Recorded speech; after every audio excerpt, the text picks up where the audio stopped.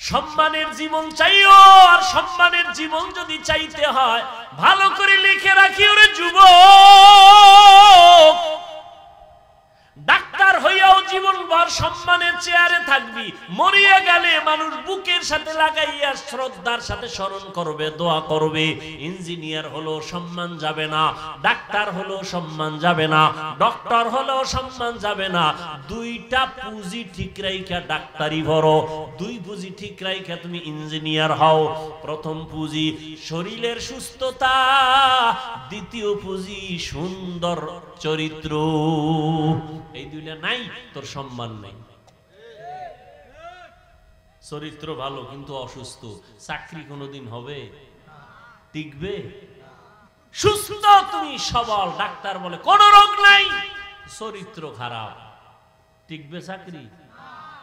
এই দুই জিনিস লাগবে, আর এই দুই জিনিস ধ্বংস করে একমাত্র মোবাইল। মোবাইলে তোমার অসুস্থ বানাইছে, খবর নাই। ওই যে একটু আগে বলছিলাম কথা বলার মেয়াদ আল্লাহ দিয়েছেন। মোবাইলে যদি অজস্র কথা বলিয়া মেয়াদ শেষ হওয়ার আগে অনবরত কথা বলিয়া কথার বাজেট শেষ করো, মরার আগে বোবা হইয়া বিছানায় কান্না করবি, জবানে কথা নাই কারণ বাজেট শেষ। এজন্য গুনে গুনে কথা কইস। আজকে গিয়া বলবি এই ভালোবাসার পাত্রী, আজকে থেকে কথা গুনে গুনে কইতে হইব, না তুমিও বোবা আমিও বোবা।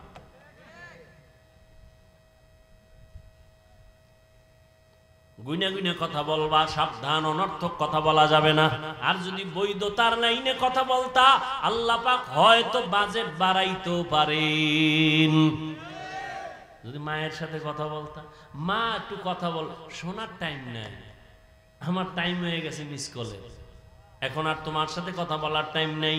অথচ মায়ের সাথে কথা বলবা, আল্লাহ খুশি হবেন। বাবার সাথে কথা বলবা, আল্লাহ খুশি হবেন। শিক্ষকের সাথে ভালো আচরণ করবা, আল্লাহ খুশি হবেন। আলেমদের সাথে কথা বলবা, আল্লাহ খুশি হবেন। জিকির করবা, আল্লাহ খুশি হবেন। দরুদ শরীফ পড়বা, আল্লাহ খুশি হবেন, নবী খুশি হবেন। বাজেট কম থাকলে পারে আমার আল্লাহ তার কুদরতি ক্ষমতায় বাড়ায় দিবেন। আল্লাহ পারেননি? কাদেরে কুদরত দারি বরকামাল, আনতা রব্বি আনতা হাসবি যুল জালাল। তাহলে সম্মানের ডাক্তার হতে চাও তো যুবকরা? ইনশাআল্লাহ। কি ভাই, আমার কথা কি অযৌক্তিক? সম্মানের ডাক্তার হও, সম্মানের ইঞ্জিনিয়ার হও, জীবনটা মইরা গেলেও যেন সম্মানের সাথে নাম লেখা থাকে। কেউ যেন ভিডাইয়া তোমার মূর্তিটারে মাটির সাথে মিলাইয়া না দেয়, কেউ প্রস্রাব করে না দেয়। কথা বুঝো? সেই সম্মানের জিন্দেগি চাইলে কয় পুঁজি লাগবে? গেছে গেছে কয় পুঁজি?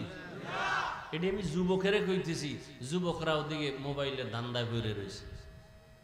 কয় পুঁজি? এক নম্বরে কি? সুস্থতা। এই মোবাইলে কি বানাইছে? তোমার বিশ্বাস হয় না? আমি হুজুর কই দেখে না। আচ্ছা আজকে একটু গুগলে ঢুকো, তোমার এই টাচ মোবাইলে শরীরের কি ক্ষতি করে গুগলে লেখা সার্চ দাও, সব পেয়ে যাবা। এই টাচ মোবাইলে চোখের পাওয়ার থাকে না, কানের পাওয়ার থাকে না, হার্ট দুর্বল হয়, মাথা ব্যথা বেড়ে যায়। বাড়ে নাই মাথা ব্যথা? চোখ ব্যথা বাড়ে নাই? বুকে ব্যথা বাড়ে নাই? এবার মরণটা বাকি। অসুস্থ হয়ে গেছে, কানের পার্স নষ্ট। আম্মাজান কয় খানা খাবি না, গোসল কইরা লাইছে আগেই। কানের এক নেতার নাম দিলে আর এক নেতা বেজার। কি মাহফিল বন্ধ। ওলামায়ে কেরামের নাম হবে সবার উপরে, আর কারো নাম দরকার নেই। কি কারণ এই যুগে নবী আর আসবেন না। নবীর অবর্তমানে নবুয়তের দায়িত্ব নবী দিয়ে গেছেন উলামায়ে আহলে হকের হাতে। এরা ওরাসাতুল আম্বিয়া, এরা নবীওয়ালা কাজগুলো করবেন, এরাই হলো উম্মতের রাহবার। আল্লাহ উলামায়ে কেরামদেরকে এক হয়ে দ্বীনের পথে কাজ করার তৌফিক দান করেন। এমন কোন কথা বলবেন না, কাজ করবেন না যে উলামাদের মাঝে ডিভাইড তৈরি হয়, বিপরীত অবস্থা দেখা যায়, এমনটা যেন না হয়। উলামায়ে কেরাম যখন এক থাকবেন পুরা দুনিয়া এক হয়ে যায়। একটা ফ্যামিলির মা বাবা সন্তান যখন এক থাকে, ওখানে কেউ বাঁকা চোখে তাকাইতে পারে না। ওলামায়ে কেরাম যখন থাকবেন এক, গোটা জাতি এক হয়ে যাবে, তখন ভারত কেন, রাশিয়া কেন, আমেরিকা কেন, কেউ বাঁকা চোখে নজর দিতে পারবে না ইনশাআল্লাহ।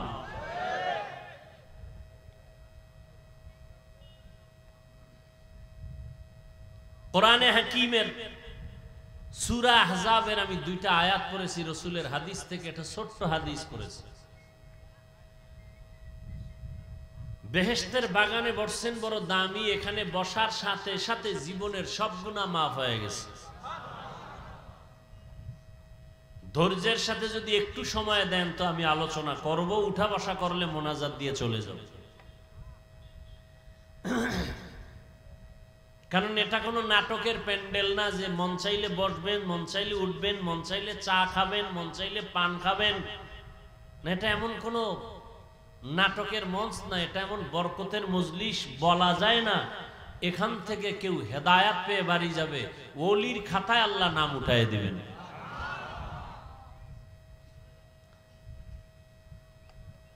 ইয়া আইয়ুহাল্লাযীনা আমানুত্তাকুল্লাহ, ও দুনিয়ার মুমিন তোমরা আল্লাহকে ভয় করো, তাকওয়া অর্জন করো। আকুলু কাওলান সাদীদা, জবান দ্বারা যা বলবা সঠিক সত্য শালীন ভাষায় বলিও। কি লাভ হবে? এক নাম্বার লাভ, ইউসলিহ লাকুম আমালাকুম, টুটা ফাটা যে আমল করছো ভুলে ভরা, আমি আল্লাহ আমলগুলোকে পরিশুদ্ধতার সাথে কবুল করে ফেলবো। সুবহানাল্লাহ। না দুই নাম্বার পুরস্কার, ওয়ায়াগফির লাকুম যুনুবাকুম, জীবনে যত গুনাহ করেছো সব গুনাহ আমি মাফ করে দিব। ওয়া মাইয়ুতিল্লাহা ওয়া রাসূলাহু, যারা আমি আল্লাহ এবং আমার রাসূলের তাআত করবে, ফাকাদ ফাযা ফাওজান আযীমা, অতঃপর তাদের বিজয় হবে চূড়ান্ত বিজয়, সফল বিনা হিসাবে জান্নাতি। হাদিস পড়েছি, রাসূল বলেন, মাইয়াজমান লিমা বাইনা লাহইয়াইহি ওয়া মা বাইনা রিজলাইহি আজমান লাহুল জান্নাহ। রহমতের নবী বলেন, দুইটা জিনিস হেফাজতের জিম্মাদারি যদি তোমরা উম্মতেরা নাও, আমি নবী তোমাদের জান্নাতে নেওয়ার জিম্মাদারি নিব। কয় জিনিস? এক, দুই ঠোঁটের মাঝে জবানের হেফাজত করো। দ্বিতীয়, লজ্জাস্থানের হেফাজত করো। আয়াতের মধ্যে দুইটা আদেশ দিয়েছেন আল্লাহ মুমিনকে, কোনো বেঈমানকে দেন নাই। কেন? বেঈমান জান্নাত পাবে না, জান্নাত পাবে শুধু মুমিনেরা। ওই মুমিনকে দুইটা আদেশ দিয়েছেন, মানলে দুইটা নগদ পুরস্কার। এক নাম্বার আদেশ, আল্লাহকে ভয় করো। দ্বিতীয় আদেশ হলো জবানকে কন্ট্রোল করো। দুইটা আদেশ যদি মানো, দুইটা নগদ পুরস্কার। এক নাম্বার, তোমার সব আমল কবুল। দ্বিতীয় পুরস্কার, জীবনের সব গুনাহ মাফ। মানবা কি করে? আল্লাহ আয়াতের শেষে বলেন, আল্লাহর আনুগত্য করো, রাসূলের তাআত করো, তাহলেই তোমার সফলতা আসবে। আল্লাহকে মানো, রাসূলকে মানিয়া এরপরে জীবনটাকে চালাও, জীবন তোমার সফল হয়ে যাবে। আল্লাহকে মানতে হলে, নবীকে মানতে হলে না দেখে মানা যায় না। এজন্য নবী এক হাদিসে বলেন, সল্লু কামা রাআইতুমুনি উসাল্লি, নামাজ আদায় করো আমাকে যেমন তোমরা নামাজ আদায় করতে দেখো।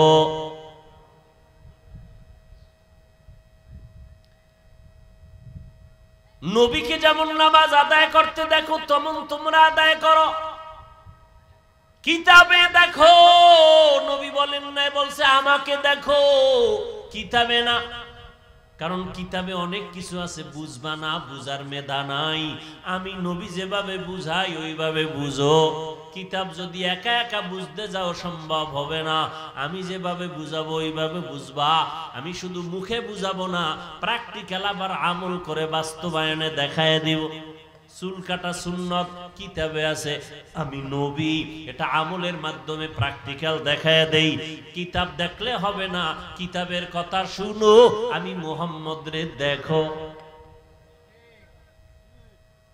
কিতাবের মধ্যে আছে আঙ্গুলের নখগুলো সুন্নত তরিকায় কাটো।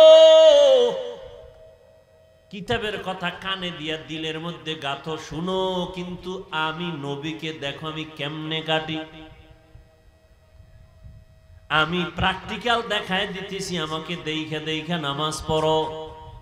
রুকু কেমনে দেই, সেজদা কেমনে দেই, হাত কেমনে বাঁধি ওইভাবে বাঁধো। নজর কোথায় রাখি, পায়ের আঙ্গুল কেমনে থাকে, হাতের আঙ্গুল কেমনে থাকবে। ওরে আল্লাহর বান্দা, আঙ্গুলগুলো কানের কোন পর্যন্ত উঠানো যাবে, আমি নবী প্র্যাকটিক্যাল দেখাইতেছি, ওইভাবে দেখো। এই উম্মতেরা বলবে নবীরে দেখা যায় না, আমরা কেমনে নবীর অনুসরণ করি দেখব। নবী কয় আমারে যারা দেখছে তাদের দেখো। নবীরে দেখছেন সাহাবায়ে কেরাম, সাহাবায়ে কেরামদের দেখছেন তাবেঈন, তাবেঈনদেরকে দেখছেন তাবেঈন, তাদের দেখছেন উলামায়ে মুতাকাদ্দিমিন, তাদের দেখছেন উলামায়ে মুতাআখিরিন। এইভাবে উলামায়ে কেরাম দেখছেন, দেখতে দেখতে এই পর্যন্ত আসছে।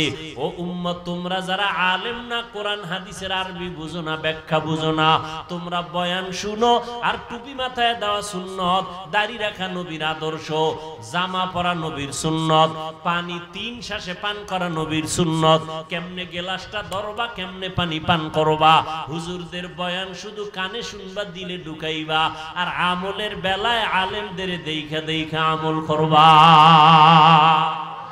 ইলমে রা'জাজু করদান বেহিসাব, খলকে রাদাদান জওয়াবে বাসওয়াব, হক না দারত দোস্তে খলকা জারেরা, নিস্তে ই খাসলত একে দিনদারেরা।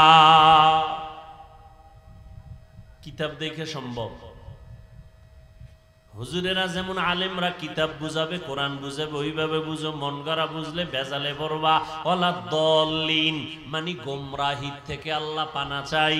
দল্লিন দল্লান মানে গোমরা, পথভ্রষ্ট। এই তরজমা, এই শব্দ আর এক কোরআনে আরো জায়গায় আছে না নাই?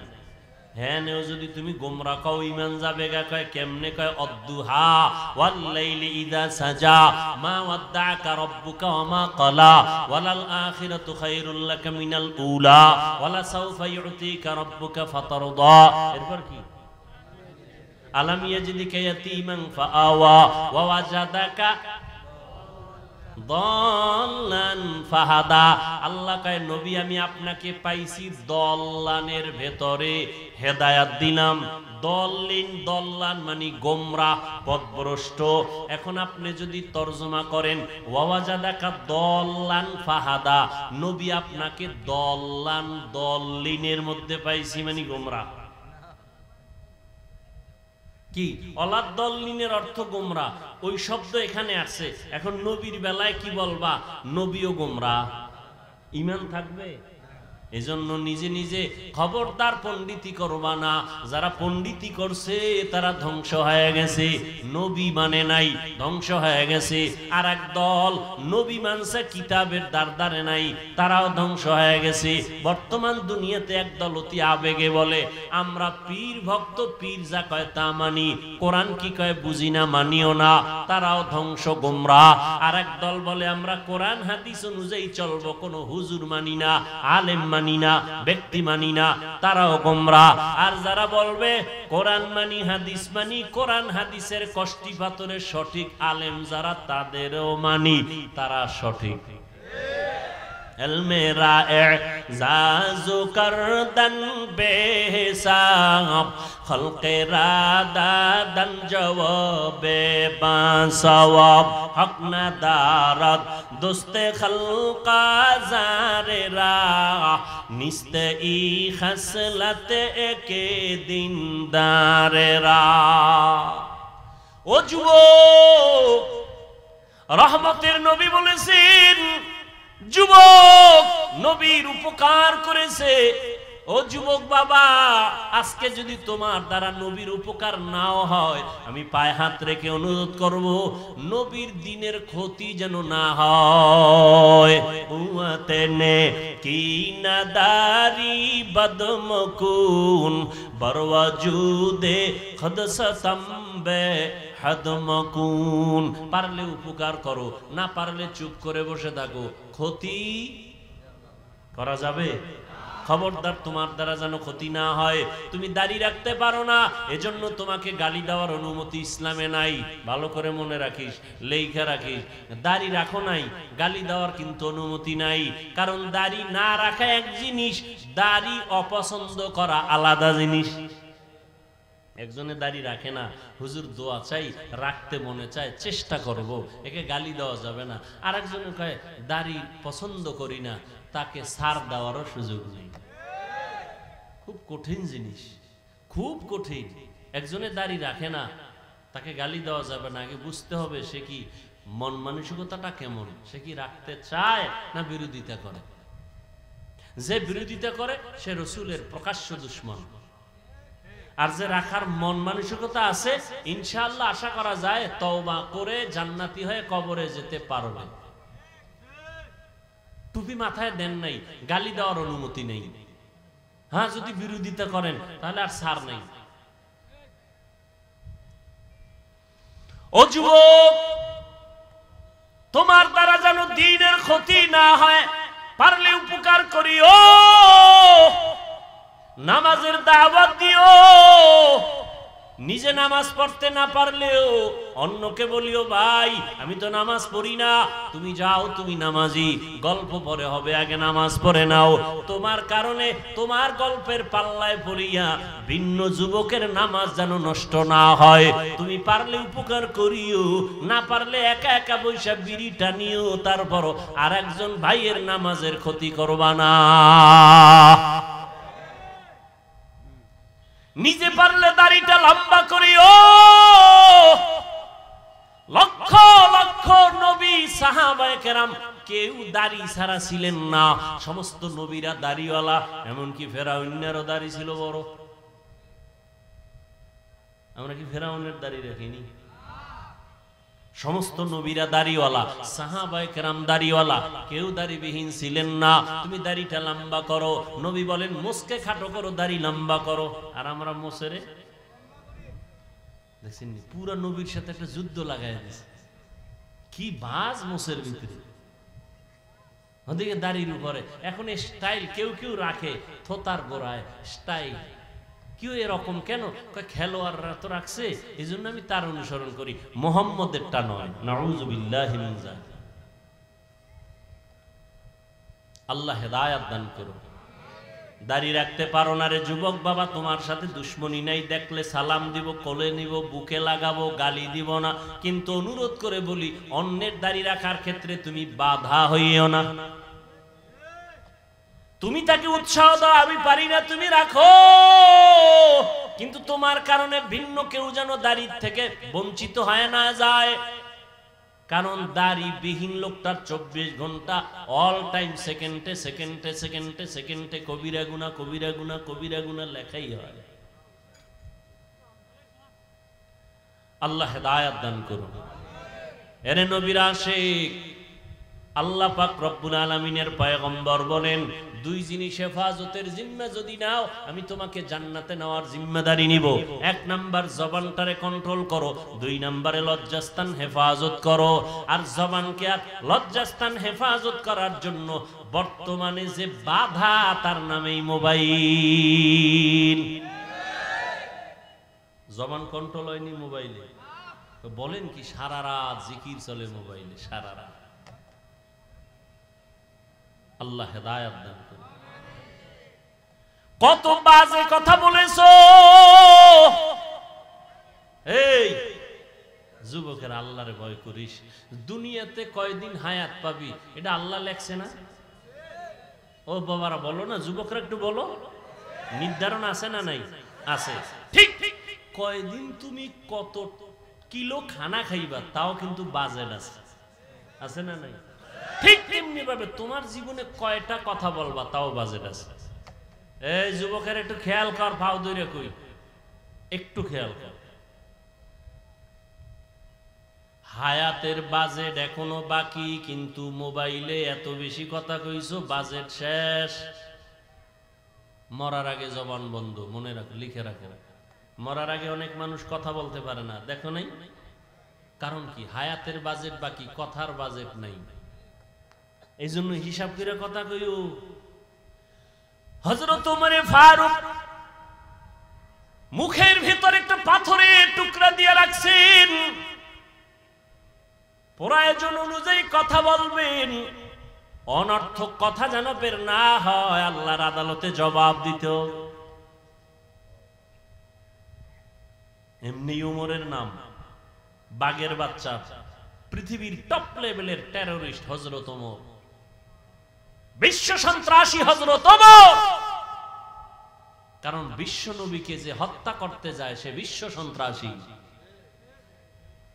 কিন্তু আজ ওমর হয়ে গেল এত বড় দামি ব্যক্তি যে শুধু মানুষ ভয় করে না, ইবলিস শয়তান ওমরকে ভয় করে। আমগো দেশের এক বাঙালিকা হুজুর, আমারও শয়তান ভয় করে। কেন কয়? আমি ওর থেকে বড় শয়তান। আমি যে আকাম জানি সিফায় গিয়া, এটা শয়তানও জানে না। আল্লাহ হেদায়াত দান করুন। ফাতেমা রাদিয়াল্লাহু আনহার একটা কথা টানছিলাম, মনে আসেনি?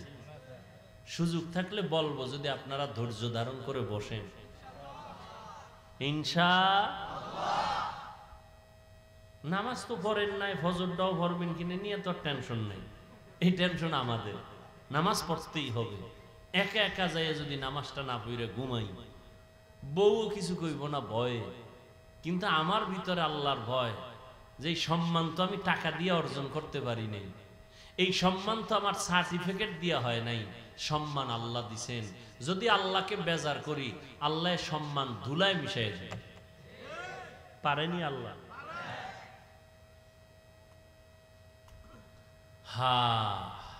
কি কথা বলতেছিলাম? ওমরে ফারুক রাদিয়াল্লাহু আনহুকে শয়তান ভয় করে, শয়তান ভয় করে ওমর। এবার বুঝেন তো কেমন বেড়া শয়তান ভয় করে। যে শয়তান আল্লাহর সাথে চ্যালেঞ্জ দিয়েছে, কোরআনের ঘটনা, আল্লাহর সাথে চ্যালেঞ্জ দিয়েছে আদমকে সেজদা দিব না, আর সেই শয়তান ওমরের দেখলে দৌড়, উল্টা দৌড়। কি কয়? আইয়ে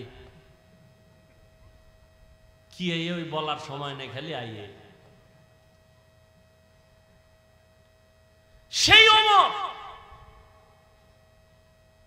ঈদের দিন, রোজার ঈদের দিন দরজা আটকায় কাঁদতেছে। সাহাবী আবু হুরায়রা রাদিয়াল্লাহু তাআলা আনহু বলেন, ভাই ওমর কানেন কেন?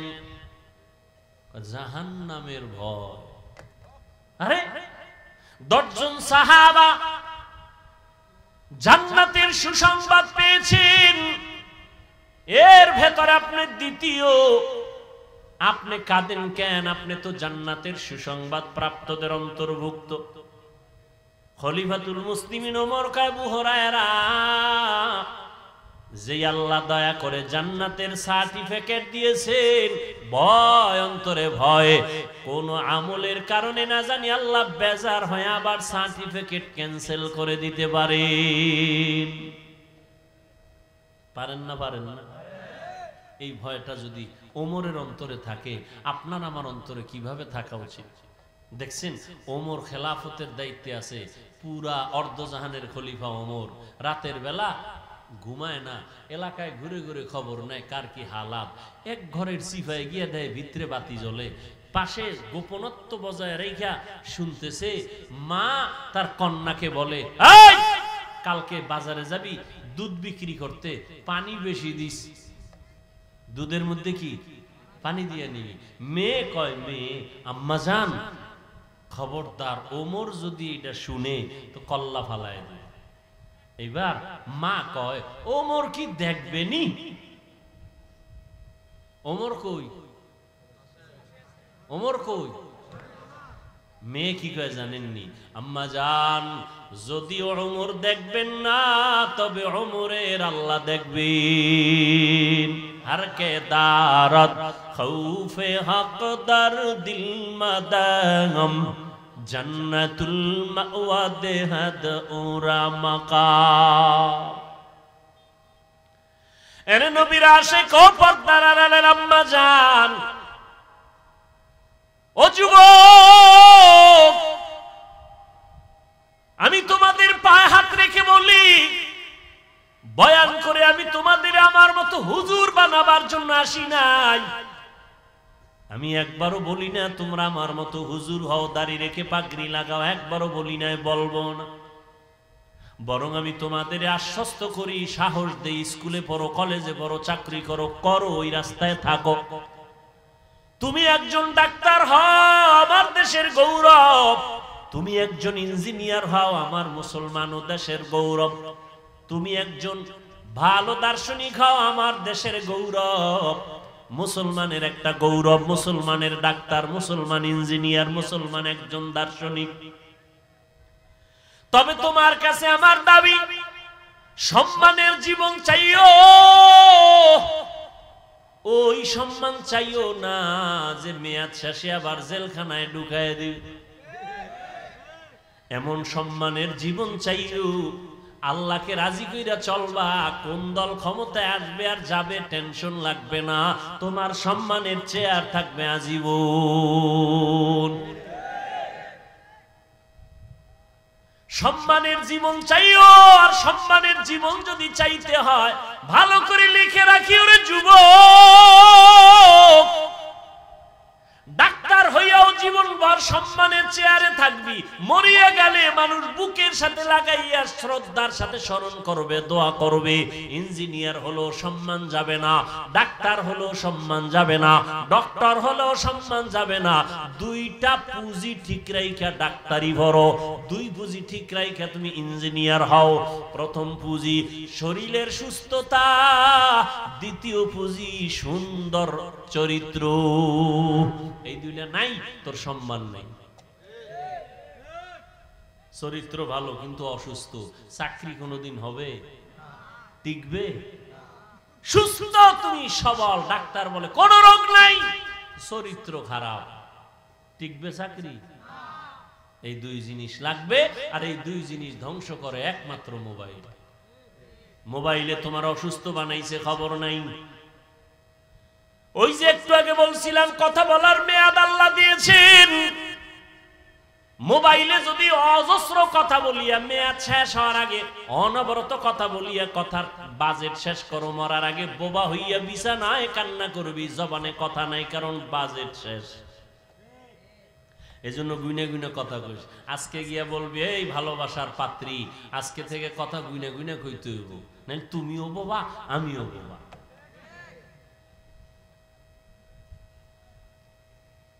গুইনা গুইনা কথা বলবা, সাবধান, অনর্থক কথা বলা যাবে না। আর যদি বৈধতার লাইনে কথা বলতা, আল্লাহ পাক হয়তো বাজেট বাড়াইতেও পারেন। যদি মায়ের সাথে কথা বলতা, মা একটু কথা বল, শোনার টাইম নাই, আমার টাইম হয়ে গেছে মিস কলে, এখন আর তোমার সাথে কথা বলার টাইম নেই। অথচ মায়ের সাথে কথা বলবা, আল্লাহ খুশি হবেন। বাবার সাথে কথা বলবা, আল্লাহ খুশি হবেন। শিক্ষকের সাথে ভালো আচরণ করবা, আল্লাহ খুশি হবেন। আলেমদের সাথে কথা বলবা, আল্লাহ খুশি হবেন। জিকির করবা, আল্লাহ খুশি হবেন। দরুদ শরীফ পড়বা, আল্লাহ খুশি হবেন, নবী খুশি হবেন। বাজেট কম থাকলে পারে আমার আল্লাহ তার কুদরতি ক্ষমতায় বাড়ায় দিবেন। আল্লাহ পারেননি? কাদেরে কুদরত দারি বরকামাল, আনতা রব্বি আনতা হাসবি যুল জালাল। তাহলে সম্মানের ডাক্তার হতে চাও তো যুবকরা? ইনশাআল্লাহ। কি ভাই, আমার কথা কি অযৌক্তিক? সম্মানের ডাক্তার হও, সম্মানের ইঞ্জিনিয়ার হও, জীবনটা মইরা গেলেও যেন সম্মানের সাথে নাম লেখা থাকে। কেউ যেন ভিডাইয়া তোমার মূর্তিটারে মাটির সাথে মিলাইয়া না দেয়, কেউ প্রস্রাব করে না দেয়। কথা বুঝো? সেই সম্মানের জিন্দেগি চাইলে কয় পুঁজি লাগবে? গেছে গেছে কয় পুঁজি? এটি আমি যুবকেরে কইতেছি, যুবকরা ওদিকে মোবাইলের ধান্দায় ঘুরে রয়েছে। কয় পুঁজি? এক নম্বরে কি? সুস্থতা। এই মোবাইলে কি বানাইছে?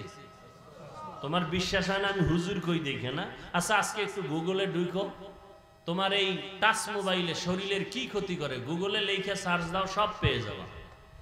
এই টাচ মোবাইলে চোখের পাওয়ার থাকে না, কানের পাওয়ার থাকে না, হার্ট দুর্বল হয়, মাথা ব্যথা বেড়ে যায়। বাড়ে নাই মাথা ব্যথা? চোখ ব্যথা বাড়ে নাই? বুকে ব্যথা বাড়ে নাই? এবার মরণটা বাকি। তো অসুস্থ হয়ে গেছে, কানের পার্স নষ্ট। আম্মাজান কয় খানা খাবি না, কয় গোসল কইরা লাইছে আগেই। কানের পার্স নষ্ট হয়ে গেছে। হাসিস না, কথাগুলো যে কতটা কলিজার থেকে বলতেছি, কিভাবে বললে তুমি মানবা, এটা যদি বুঝতে পারতাম যে পাও ধরলে মানবা, একটা লাভ দিয়ে আইসা পাও জড়া। এক হুজুর এলাকায় আসছে, সবাই দোয়ার জন্য যায়, সালাম দেয়, হুজুর দোয়া চাই। এক হিন্দু ছেলে আইছে দোয়ার জন্য, হুজুরে হিন্দু ছেলের হাত ধরছে, ধৈরেই সালাম দিছে, হুজুর দোয়া চাই। সালাম টালাম দেয় নাই, দোয়া চাই। কয় আমি হিন্দু। হুজুরে হাত আর ছাড়ে না, চেহারা দিয়ে তাকায় রইছে এক ধ্যানে। কিছুক্ষণ পর হুজুরের চোখ বেয়ে পানি পড়ে। যুবক কয় কি বেয়াদবি করলাম, আর আদব তো বুঝি না, বিধর্মী। হুজুর বেয়াদবি হয়ে গেছে? কয় না, কোনো বেয়াদবি হয় না। তো কাঁদেন কেন? কয় কুদরত দেখে কাঁদি। কি কুদরত? কয় এত সুন্দর চেহারা আল্লাহ কিভাবে জাহান্নামে জ্বালাবেন। যুবকের কলিজার মধ্যে হেদায়েতের নূর ঢুকে গেছে। যুবক যাও, বাড়ি চলে গেছে। হুজুর কি কইলো কি কইলো কি কইলো, এটা পুরা শরীর গরম হয়ে গেছে। ভাবতে ভাবতে একা একা কয় জাহান্নাম তো বহু পর, কিয়ামতের বিচার টিচারের পর। আরে মরার সময় যে আমার ধর্মে আগুন লাগাই দিবে মুখে, এইটাই তো বড় জাহান্নাম। না, এই আগুনে জ্বলবো না। ঠিকই হুজুরে বলছে একদম। হুজুরের পা জড়ায় কাঁদে আর হুজুর এখন তওবা পড়ান, কালেমা পড়ান, আর জাহান্নামের আগুনে জ্বলতে চাই না। মান ইয়াহদিল্লাহু ফাহুয়াল মুহতাদ ওয়া মান ইউদ্লিল ফালান তাজিদা লাহু ওয়ালিয়াম মুরশিদা। এরে নবীর আশিক, সুস্থতার জন্য এই মোবাইল থেকে দূরে থাকো। আমিও যে মোবাইল চালাই আলহামদুলিল্লাহ, গুনাহ থেকে বেঁচে থাকার চেষ্টা করি আলহামদুলিল্লাহ, তারপরও কিন্তু বেশিক্ষণ তাকায় থাকলে মাথা ঘুরায়। চোখের পাওয়ার অনেকটাই কমে গেছে। কিতাব দেখি মোবাইলে, এখন দেখতে দেখতে গোলাটে হয়ে যায়, লেখা দেখি না ধুলা ধোয়া। তাহলে তোমার অবস্থা কেমন? আর বাচ্চাদের কাছে এই যে বড় বড় মোবাইল দিয়া বাচ্চারে দেখ, কার্টুন দেখ, এই দেখ সেই দেখ। অনেক বাচ্চা পর্যন্ত বোবা হয়ে গেছে, কথাই বলতে পারে না। বহু ইতিহাস আমাদের হাতে জমা। বাবায় কান্দে, হুজুর একটু তদবির করে দেন, সন্তান কথাই বলে না। আগে বলতো নি, বলতো, এখন বলে না। মোবাইল দিয়া এই মোবাইলের উপরে পড়ে রাখছে, সারা জিন্দেগি শেষ এই বাচ্চাটা। একদল তো মোবাইল দেখে গেমস খেলতে খেলতে এখন রাস্তায় উলঙ্গ পাগল হয়ে ঘুরে, গেমস খেলা পাগল। যুবকরা বল, আমার একজনে বলছে সত্য নি, গেমস খেলা পাগল হইছে যুবক, সত্য নি। কি গেম জানি এটা? তোরাও খেলতেছ না? তো পাগল হওয়ার ডেটটা কবে?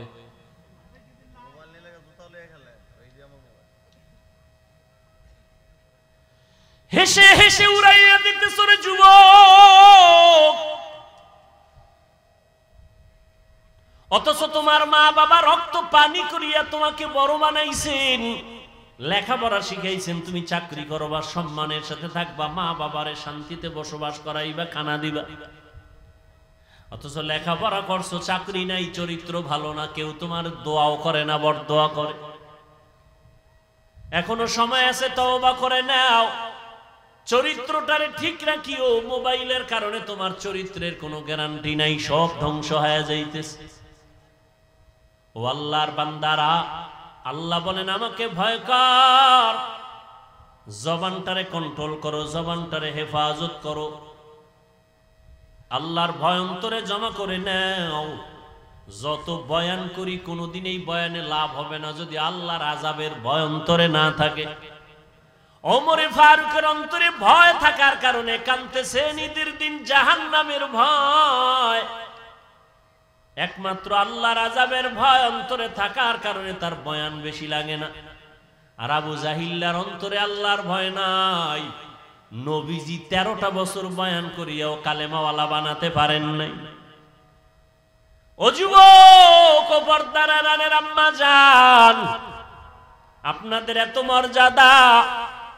আমার নবী যুবকের দ্বারা শক্তিশালী হওয়ার ঘোষণা দিয়েছেন। হযরত আলী তার হাতে আসছেন কালেমাওয়ালা। নবী কলিজার কন্যাটারে আলীর কাছে দিয়া আলীরে জামাতা বানায় দিলেন। আর কলিজা দিয়া নবী দোয়া করলেন, আনা দারুল হিকমাহ ওয়া আলিয়ুন বাবুহা, আমি মুহাম্মদ হলাম ইলম ও হিকমতের ঘর, আর এই ইলমের ঘরের দরওয়াজা আমার আলী। ওই আলীর ঘরে আছে ফাতেমা রাদিয়াল্লাহু আনহা। আলী রাদিয়াল্লাহু আনহুর জন্য এত দোয়া করলেন। আল্লাহ আলীকে এত জ্ঞান দান করেছেন যে জ্ঞানের সামনে ওমরও বলে, আলীর জ্ঞান যদি আজকে আমার কাছে না থাকতো আমি ওমর ধ্বংসের পথে চলে যাইতাম। লাউলা আলিয়ুন লাহালাকা ওমর। ওই আলী বলেন, আমি একদিন কোথাও থেকে গিয়া মসজিদে নববীর মধ্যে ঢুকলাম, দেখি রহমতের নবী বসে আছেন, সাহাবায়ে কেরাম বসে আছেন। আম্মা জানেরা একটু ভালো করে খেয়াল করে শুনেন, যুবকেরাও শুনো রে বাবা, বৃদ্ধ বাবাজিরাও শুনেন। হযরত আলী বলেন, আমি মসজিদে নববীতে ঢুকলাম, রহমতের নবী বসে আছেন, অন্যান্য সাহাবায়ে কেরামরাও বসে আছেন। একটা প্রশ্ন চলতেছে, জবাব চাইতেছে নবী, কেউ জবাব দেয় না। প্রশ্নটা হলো, এই দুনিয়াতে নারীদের জন্য শ্রেষ্ঠ সম্পদের নাম কি? নারীদের জন্য শ্রেষ্ঠ সম্পদ কি? কেউ জবাব দেয় না। হযরত আলী বলেন, আমি ঢুকলাম, বসে থাকলাম, কিছুক্ষণ পর দেখলাম কেউ জবাব দেয় না। আমার অন্তরে একটু দাগ আসলো। হঠাৎ করে একটা জবাব আসলো এভাবে যে, নবীর কলিজা ফাতেমা, আমি ফাতেমার কাছে জিজ্ঞাসা করলে মনে হয় জবাবটা পাইতে পারি। বলবো? প্রশ্ন কি? গেছে? প্রশ্ন কি? নারীদের জন্য শ্রেষ্ঠ সম্পদ কি? হযরত আলী বলেন, আমার ফাতেমা হয়তো জবাব দিতে পারবে। আমি দৌড়ায় যাই, নবীর কলিজা ফাতেমার থেকে জবাব নিব। হযরত আলী বের হয়ে গেলেন, দৌড়াইয়া ঘরের কিনারায় গিয়া দরজায় ধাক্কা দেয় না। ও নবীর আশিক, নবী ধরে ধরে সুন্নাত শিখায় গেছেন, ঘরে যদি ঢুকতে চাও নিয়ম কি? হযরত আলী ঘরের মধ্যে ধাক্কা না দিয়া ঘরে ঢোকার নিয়ম হলো আগে সালাম দাও। হযরত আলী দরজার সামনে গিয়া, আসসালামু আলাইকুম ইয়া আহলাল বাইত, ও ঘরওয়ালারা তোমাদের উপরে শান্তি। হযরত ফাতেমা ভেতরে কাজে ব্যস্ত ছিলেন, সংসারের কাজে, কাজ বন্ধ, স্বামী আসছে, ওয়া আলাইকুমুস সালাম বলে দরজা খুলে দিয়েছেন। আলী ভেতরে ঢুকলেন, ঘামটা মুছায় দিলেন, ফাতেমা খেদমতের জন্য দাঁড়ায় গেলেন। সব কাজ বন্ধ, এখন স্বামীর কাজ, এটা বড় খেদমত। আমগা আম্মা জানেরা কি করে, এতক্ষণ আম্মা জান শুয়ে শুয়ে টেলিভিশন দেখছিল, স্বামী এসে টের ভাইয়া হুদাও একটা কাজে গেছি গা, স্বামীর কোনো খেদমতের চিন্তাই নাই। স্বামী যদি বলে একটু পানি কি দেওয়া যাবে, নিয়ে খাও, ঠিক নি? হ্যাঁ, তো জোরে বলবেন।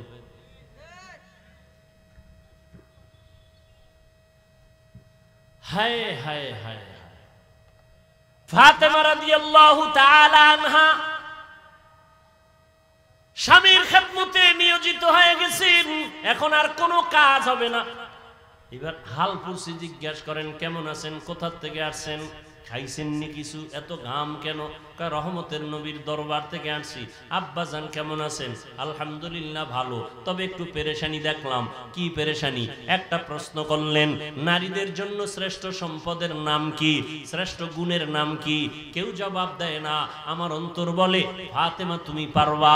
এবার বলে, আলী আপনি যদি দোয়া করেন, আমার আব্বাজানের নেক দোয়া থাকলে আমি জবাব দিতে পারবো।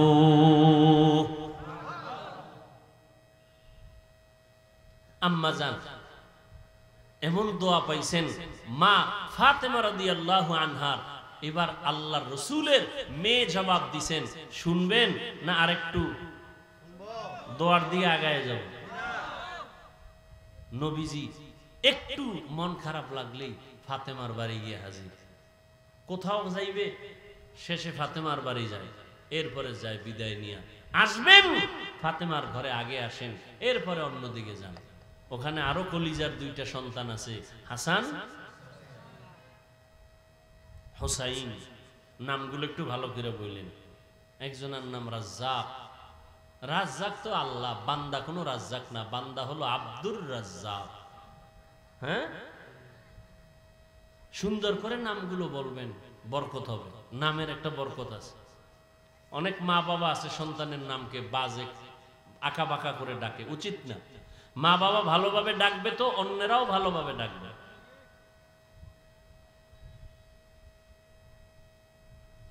নামই তো নাই ভালো, ভালো নামই তো নাই, তো আর ভালো করে ডাকবে কি?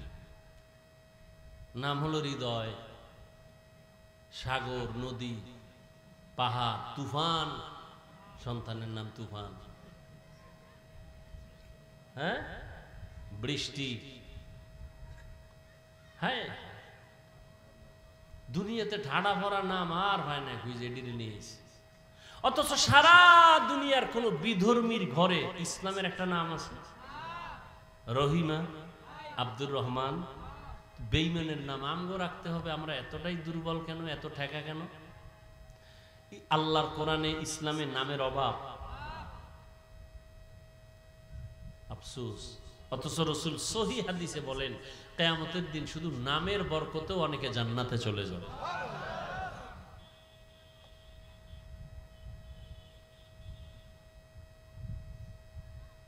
ফাতেমা রাদিয়াল্লাহু আনহার ঘরে যাইতেন নবী। আজকে আবু বকরকে ডাকেন। নবী সফর সঙ্গী খুব কাছে থাকতেন দুইজন, আবু বকর, ওমর, এরপরে লাগলে ওসমান, এরপরে আলী। বলবো? নবী এবার বলে চলো আমরা একটু আমার ফাতেমার ঘরে যাই। আবু বকর সাথে, ওমর সাথে, ওসমান রাদিয়াল্লাহু আনহুম ঘরে গেছেন। ফাতেমা রাদিয়াল্লাহু আনহা নবীকে নাস্তা দিছেন। মেহমান, আমার বাবা দু জাহানের সরদার, এক সুন্দর স্বর্ণের পেয়ালায় মধু কি দিছেন? মধু দিছেন, মধু নবীর সামনে রাখলেন। নবী নজর দিয়ে তাকায় দেখে সুন্দর পেয়ালায় সুন্দর মধুর মাঝে একটা চিকন কালো এভাবে পড়ে আছে। কি বলে না কেন? চুল। নবী দীর্ঘ টাইম তাকায় রইলেন। এবার নবী খোলাফায়ে রাশিদিনকে বলেন আপনারা কিছু টের পাইছেন নি? আবু বকর বলেন ইয়া রাসূলুল্লাহ, টের পাইছি। কি পাইছেন? সুন্দর পেয়ালায় সুন্দর মধুর মাঝে কি কথা কয় না, কালো চুল পাইছে। এই মা বোনেরা ভালো করে শুনেন, কালো চুল পেয়েছ। ওমর দেখছেন নি? কয় দেখলাম। ওসমান দেখছেন নি? কয় দেখলাম। একটা মন্তব্য করেন তো এর উপরে? আবু বকর কয় আমি করি। রসুল বলেন করেন। ইয়া রাসূলুল্লাহ, মানুষের ভেতর একটা দিল আছে, দিল আছে না নাই? দিলটা হলো স্বর্ণের পেয়ালার মতো সুন্দর, আর এই কলবের ভিতরে ঈমানের নূর হলো মধুর মতো মিষ্টি। আর ঈমান অনুযায়ী আমল করা হলো চুলের মতো চিকন কঠিন। মন্তব্যটা কেমন হইল? কথা কয় না। এবার আবু বকর মন্তব্য করছে, ওমর কি বাদ যাবে? কথা কয় না। ওমরে ফারুক বলেন ইয়া রাসূলুল্লাহ, আমিও কি করব নি মন্তব্য? করেন। ওমর বলেন রাষ্ট্র ক্ষমতাটা স্বর্ণের পেয়ালার মতো চমকদার, অনেক সুন্দর, এবং মানুষের হুকুম দিয়া পরিচালনা করাটা এটা মধুর মতো মিষ্টি, কিন্তু ইনসাফ ঠিক রাখা চুলের মতো কঠিন। কি রাষ্ট্র চালানো খুব মজা না? যে উঠে কয় আমার আব্বার, আর নামতাম না, এই চেয়ারের কোনো মেয়াদ নাই। কথা কয় না। এটা আমার ভাইয়ের বাপ দাদা, এই চেয়ার আর ছাড়বো না। এবার জনগণের কয় উডো আর বউ, এটা কত মজা, কয় মধুর মতো মজা। ওমর কয় ইনসাফ ঠিক রাইখা বিচার চালানো এটা চুলের মতো কঠিন। ইনসাফ, অন্যায় করলে ছেলেরও যেই শাস্তি হবে অন্যের সেই শাস্তি হবে। ছেলে বলে ক্ষমার কোনো সুযোগ নাই। অন্যায়কে অন্যায় বলতে হবে, অপরাধীকে অপরাধী সাব্যস্ত করে বিচারের আওতায় নিতে হবে। এখানে ছাড় দেওয়ার কোনো সুযোগ হবে না। ওমর যখন মন্তব্য করলেন কেমন হইল? কথা কয় না। পাশে বাকি আছে কে? উসমান রাদিয়াল্লাহু আনহু। কে সে উসমান? কে সে উসমান? নবী বলেন লিকুল্লি শাইইন লিকুল্লি নবিয়্যিন রাফিকুন ওয়া বাদি লিকুল্লি নবিয়্যিন রাফিকুন অফিল জান্নাতি অবাদি ফিল জান্নাতি উসমানা। সমস্ত নবীদের একজন জান্নাতে বন্ধু হবে, আমি মুহাম্মদের বন্ধু হবে জান্নাতে আমার ওসমান। নবীজির কয় মেয়ে জানেননি? কথা বলেন। কয় ছেলে? ছেলে নাই। আপনারা মেয়ে হইলে বেজার, ছেলে হইলে খুশি। বিষয় কি? একটা বাবাও কি ছেলে দিয়া আরামে আছে? রাত পোহাইলে ঘুম নষ্ট, রাতে ঘুম নাই, ছেলের যন্ত্রণা, এই সমস্যা ওই সমস্যা। অথচ ছেলে হইলে বাবা খুশি, মেয়ে হলে বেজার। আমার নবী বলেন আমি 4 কন্যার বাবা, আমার একটা ছেলেও নাই। যে একটা কন্যা পাইছো একটা জান্নাতের মালিক। উসমান হলেন নবীর আরো আদরে। 2 জন মেয়েকে বিবাহ দিছেন নবীজি উসমানের হাতে। উসমান মন্তব্য করেন ইয়া রাসূলুল্লাহ, আমার কাছে মনে হয় এই স্বর্ণের পেয়ালার মতো চমকদার হলো আল্লাহর দেওয়া ইলম। আল্লাহর দেওয়া ইলম, কোরআন হাদিসের ইলমে ওহী। আর এই ইলমটা অর্জন করা মধুর মতো মিষ্টি, মধুর মতো মিষ্টি। মধুর সাথে তুলনা দিলেন। আর ইলম অনুযায়ী আমল করা চুলের মতো বড় কঠিন। বাকি রইল কে? আলী। আলী করবে না? ইয়া রাসূলুল্লাহ আমাকে সুযোগ দিবেন নি? করেন। হযরত আলী বলেন ইয়া রাসূলুল্লাহ, এটা দেখা আমার মনে মন্তব্য আসলো, আমার ঘরে আপনারা মেহমান, আপনি মেহমান, আবু বকর মেহমান, ওমর মেহমান। মেহমান ঘরে আসাটা স্বর্ণের পেয়ালার মতো দামি চমকদার, আর মেহমানদারি করাইতে পারাটা মধুর মতো মজা। কিন্তু মেহমানের মনটা খুশি করা চুলের মতো কঠিন। জনগণের মতো খাওয়াইছে, এরপরও কয় নুন বেশি হয়েছে। ঠিক নেই? আমারে ঠিক মতো দেয় নাই, অমুকটা তরকারির মধ্যে ঝাল বেশি। না না না, নবী বলেন খানার মধ্যে দোষ ত্রুটি তালাশ করিও না, প্রশংসা করো।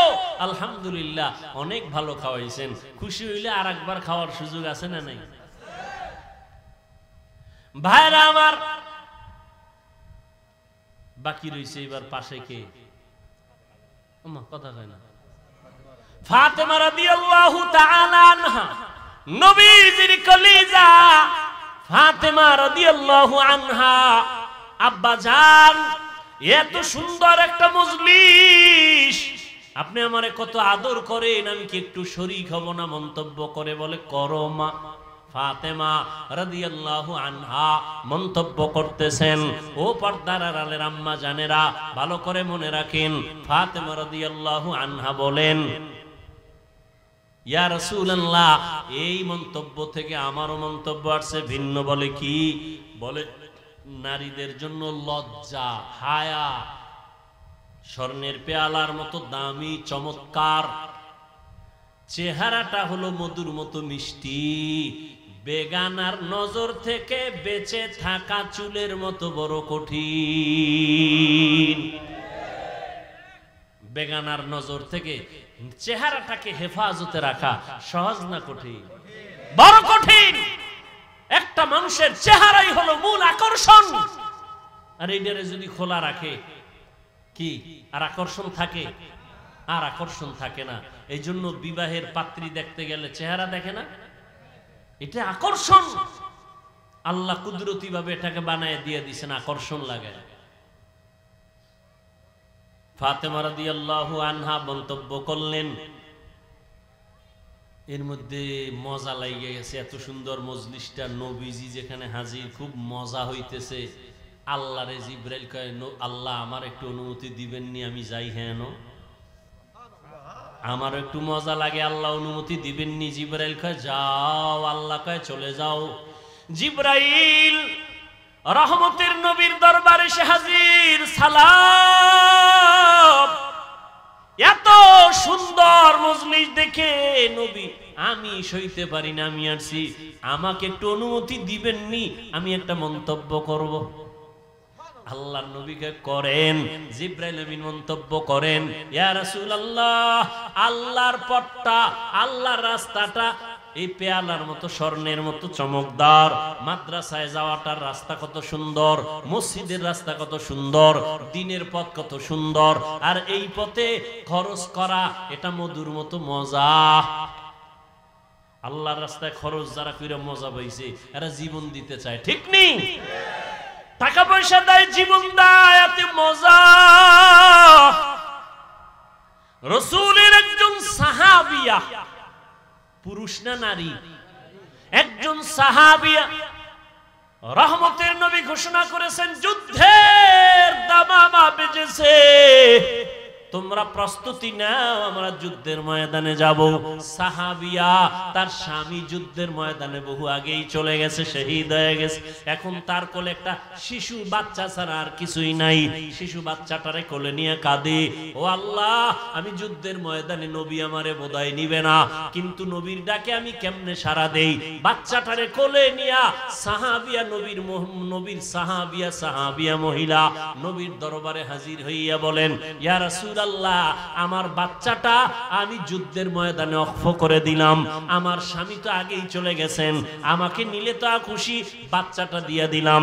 রহমতের নবী বলেন, ও মা, তোমার বাচ্চা যুদ্ধের ময়দানে দিলে কি লাভ হবে? আল্লাহর বান্দি কাঁদে আর কয়, ও পয়গম্বর, বেঈমানের পক্ষ থেকে যখন তীর ধনুক আসবে, আমার বাচ্চাটারে ঢাল বানায় দিবেন, আর আমার বাচ্চার শরীরের মধ্যে দুশমনের তীরের আঘাতগুলো লাগবে, আমার এই আঘাতগুলো বাচ্চা সহ্য করবে, আর সাহাবী নিরাপত্তা লাভ করবে। কিয়ামতের ময়দানে আল্লাহ আমাকে শাহাদাতের বরকতে জান্নাত দিয়ে দিবে। আল্লাহর রাস্তায়, আল্লাহর রাস্তাটা পেয়ালার মতো স্বচ্ছ, বড় বরকতময়, সুন্দর। খরচ করা হলো মধুর মতো মজা, কিন্তু এই রাস্তায় খরচ কইরা অহংকার মুক্ত হইয়া ঠিক থাকা বড় চুলের মতো কঠিন। মাদ্রাসার দান কইরা কয়, আমার নাম লেখো, আমি দানবীর, আমারে চিনেননি, এই মাদ্রাসা আমি উড়াই দিছি, মসজিদ আমার, তুমি দিছো। আল্লাহ কিয়ামতে কানে ধইরা কইব, দুনিয়ায় দিছো, দুনিয়ায় পেয়ে গেছো, আখেরাতে খালি যাও। আল্লাহ জিব্রাইলের ওহী নাজিল করে কয়, জিব্রাইল, তুমি গেলা, আমি আল্লাহরে বাদ রাইখা তোমাকে কি ভাল লাগেনি? আমারও অন্তর চাইতেছে, কুদরতি অন্তর, আমিও একটা রহমতের নবীর সাথে সাথে একটা মন্তব্য করি মধু দিয়া। এবার কয়, আল্লাহ করেন। ও জিব্রাইল, নবীরে জানায় দাও, আমিও মন্তব্য করে দিলাম, জান্নাত, মুমিনের স্থায়ী শান্তির ঠিকানাটা এই স্বর্ণের পেয়ালার মতো চমকদার, আর ওই জান্নাতের নিয়ামতগুলো হবে, জান্নাতের নিয়ামতগুলো হবে একমাত্র মধুর মতো মজা, কিন্তু জান্নাতে ঢুকতে গিয়া পুলসিরাত পার হওয়া চুলের মতো কঠিন। আল্লাহ মন্তব্য করে দিলেন, পুলসিরাত পার হওয়া বড় কঠিন।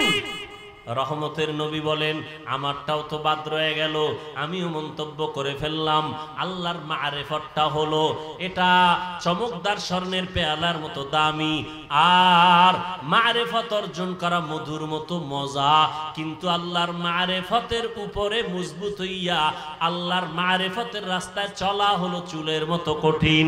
আল্লাহর নবীও পুলসিরাতের ভয় চোখের পানি ছেড়ে কান্না করতেন। ও নবীর উম্মতেরা, এলেম অর্জন করা সহজ, আমল করা বড় কঠিন। ঈমান আনা সহজ, ঈমানের উপরে মজবুত হইয়া চলা বড় কঠিন। ও আল্লাহর বান্দিরা, চেহারাটা সুন্দর হয়েছে, লজ্জা আছে ঠিকই, কিন্তু পর্দা রক্ষা করা, বেগানার থেকে নিজেরে বাঁচায় রাখা কঠিন। হযরত আলী প্রশ্নের জবাব চাইছিল, নারীদের শ্রেষ্ঠ গুণ কোনটা, শ্রেষ্ঠ সম্পদ কোনটা? ফাতেমা রাদিয়াল্লাহু আনহা বলেন, নারীদের শ্রেষ্ঠ গুণ হলো বেগানার নজর থেকে নিজেকে হেফাজতে রাখা, এটা নারীদের বড় শ্রেষ্ঠ গুণ। ও পর্দার আড়ালের আম্মা জান, আল্লাহ পাক লজ্জাও দিলেন, চেহারাটাও সুন্দর বানাইলেন। বেগানার থেকে নিজেকে বাঁচায় রাখা বড় কঠিন হয়ে গেল।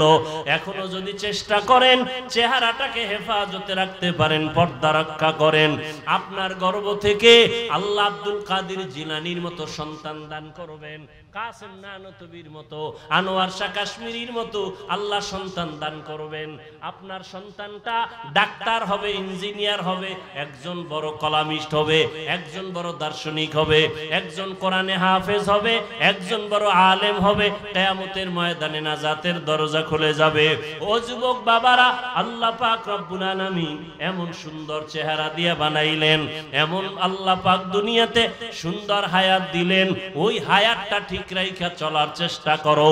পেছনে যত অপরাধ করেছো মনেরে বুঝাও রে মন। রহমতের নবী আমার যুবকদের জন্য সুসংবাদ দিয়েছেন। আমি কি যুবক হইয়া নবীর সেই সুসংবাদের কাতারে আসিনি? আমার দ্বারা দ্বীনের উপকার কোনো হইল নি, না ক্ষতি হইল? একটু চিন্তা করিয়া এখনো সময় আছে, তওবা করে নাও। আর আল্লাহকে বলো, আল্লাহ আমার মতো কত যুবক আমার চোখের সামনে স্কুলে পড়ে, কলেজে পড়ে, নামাজ পড়ে, নবীর তরিকা মানিয়ে চলে, মা বাবার বিরোধিতা করে না, আমি কেন পারবো না? ও যুবক বাবারা, স্কুল কলেজে পড়িয়া এখনো তুমি পারো, তওবা করে নাও। তোমার মতো যুবক স্কুল কলেজে পড়ে, চাকরি করে, ব্যবসা করে, নামাজ ছাড়ে না, তুমি কেন পারবা না রে বাবা? এখনো সময় আছে, তওবা করে নাও। ও মা বোনেরা, আপনারাও তওবা করেন। জীবনে বেপরদায় চলবেন না, বেগানার নজর নিজের উপরে নিয়ে আপনার জীবনটাকে ধ্বংস করবেন না। আপনি আল্লাহর মোহাব্বত নিয়ে সন্তানগুলোকে একটা আদর্শ সন্তান বানায় যাবেন, আদর্শ সন্তান, চরিত্রের সন্তান রেখে যাবেন। আল্লাহর কোরআন পড়াবেন। সন্তান ডাক্তার হইয়াও আপনাকে দোয়া করতে ভুলবে না, ইঞ্জিনিয়ার হইয়াও মা বাবাকে দোয়া করতে ভুলবে না। ও বাবাজিরা, আপনারাও তওবা করেন, আর জীবনে নামাজ ছাড়বেন না, বেপরদায় চলবেন না। সন্তানগুলোকে আদর্শওয়ালা বানাবেন, নামাজি বানাবেন। ও যুবক বাবারা, এখনো সময় আছে, তওবা করে নাও। আল্লাহকে ডেকে বলো, হে মালিক, জাহান্নামের ভয় অন্তরে ঢুকায়া দাও। জীবনে তো কত নামাজ ছাড়লাম, বেপরদায় চললাম, কত মানুষের হক নষ্ট করলাম। আজকে থেকে আর নামাজ ছাড়বো না, বেপরদায় চলবো না, মা বাবাকে কষ্ট দিব না, নবীর তরিকার বাহিরে চলবো না। ও আল্লাহ, তুমি আমার তওবা কবুল করে নাও। আমার নবী, যার কোনো গুনাহ নাই, সে নবী যদি জাহান্নামের ভয় উম্মতের জন্য কান্না করেন, তোমার আমার কি পরিমাণ কান্না করা দরকার? কোরআন হাদিসকে মিথ্যা মনে করিও না। লক্ষ লক্ষ নবী পয়গম্বরেরা জাহান্নামের ভয়ের বয়ান করেছেন, মিথ্যা মনে করিও না। আলেম ওলামারা জাহান্নামের ভয়ে বয়ান করিয়া গুনাহ থেকে বাঁচাবার জন্য চেষ্টা করেছেন, মিথ্যা মনে করিও না। এখন থেকে তওবা করো, মনেরে বুঝাও, লক্ষ লক্ষ নবীরা মিথ্যাবাদী হতে পারেন না, লক্ষ লক্ষ আম্বিয়ায়ে কেরাম, সাহাবায়ে কেরাম মিথ্যা হতে পারে না, লক্ষ কোটি ওলামায়ে কেরাম মিথ্যা বলতে পারে পারেন না। আল্লাহর কোরআন এখনো সত্য কেউ ভুল বের করতে পারে নাই। অতএব কোরআন সত্য, গুনাহগার হইয়া কবরে গেলে জাহান্নামে যেতে হবে, তাও সত্য। এই কথা অন্তরে নিয়া মনে মনে তওবা করো আর আল্লাহকে বলো, আল্লাহ আজকে থেকে দাড়ি আর কাটবো না, বেপরদায় চলবো না, মা বাবাকে আর কোনোদিন কষ্ট দিব না, ওলামায়ে কেরামের পরামর্শ নিয়ে চলবো। তওবা করার মতো যদি অন্তর তৈরি হয়, খাঁটি তওবার নিয়ত যাদের আছে, দুটো হাত আমার আল্লাহকে দেখায়া দাও। আয় আল্লাহ, আমাদের হাতগুলো কবুল করে নেন, তওবা কবুল করে নেন, তওবার উপরে মজবুত হইয়া চলার মতো তৌফিক দান করেন, আমিন। আলহামদুলিল্লাহি রাব্বিল আলামিন, ওয়াসসালাতু ওয়াসসালামু আলা সাইয়্যিদিল আমবিয়াই ওয়াল মুরসালিন ওয়া আলা আলিহি ওয়া আসহাবিহি আজমাইন। ইয়া আরহামার রাহিমিন, ইয়া আরহামার রাহিমিন, ইয়া আরহামার রাহিমিন। রব্বিরহামহুমা কামা রাব্বায়ানি সগীরা। আল্লাহুম্মা ইন্নাকা আফুউন কারীম তুহিব্বুল আফওয়া ফা'ফু আন্না। আল্লাহুম্মা ইন্না নাসআলুকা রিযাকা ওয়াল জান্নাহ ওয়া নাউযু বিকা মিন সাখাতিকা ওয়ান নার। ও দয়ার মালিক, গুনাহে